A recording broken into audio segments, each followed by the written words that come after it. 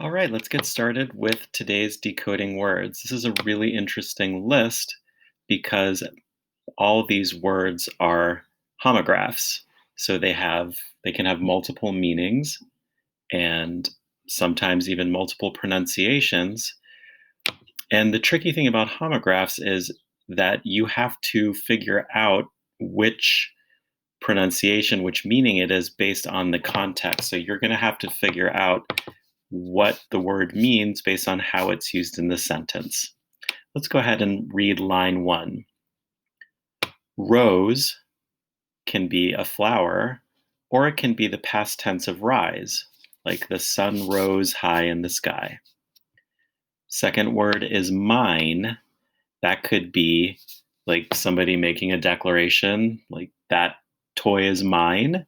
It can also be a place where you find gold and silver in the ground, as in a gold mine. Third word is well. That could be how you're feeling. I'm feeling well today. Or it could be a place where you get water from the ground. He filled up his bucket from the well. And the last word on line 1 is bark. That could be the sound a dog makes, or it could describe the hard outer covering of a tree. Line 2. That word could be wind, or it could be wind, as in he had to wind the grandfather clock. So again, you're not going to know how to pronounce that word until you read it in context. Same with the second word. That could either be tear, the thing that comes out of your eye when you cry, or it could be tear, as in I like to tear my paper from the notebook. The third word in line 2 could be bow, as in a bow tie or a bow on a present, or it could be bow.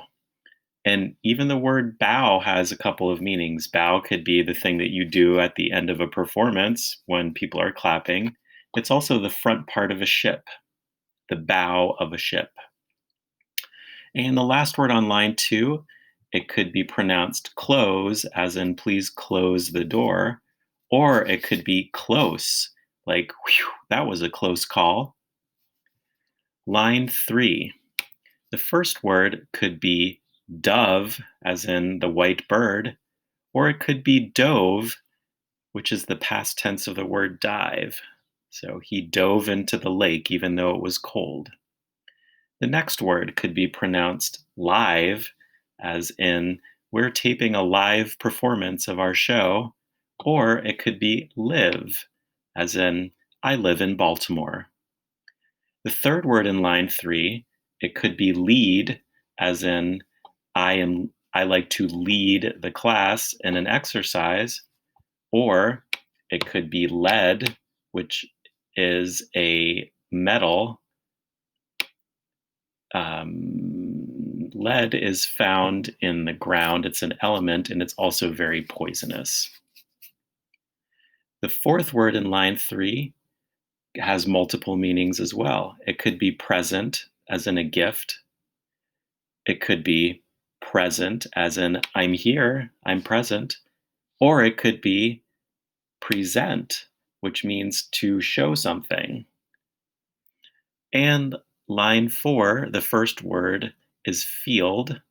That one only has one pronunciation, but it has multiple meanings. A field could be a large grassy area. It could also be an area of study, like he's an expert in the field of medicine. The next word on line 4 is fine. That's only pronounced one way, but it can mean multiple things. Fine could be, how are you feeling? I'm feeling fine. Or it could be, he had to pay a fine because his library book was overdue.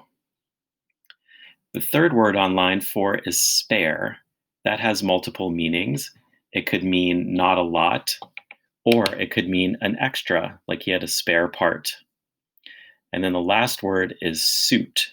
That could be the thing that men put on and wear with a tie, or it could be if something is good for you, like that does not suit me, or it does suit me. These words are fun to play with, but you have to read them in context.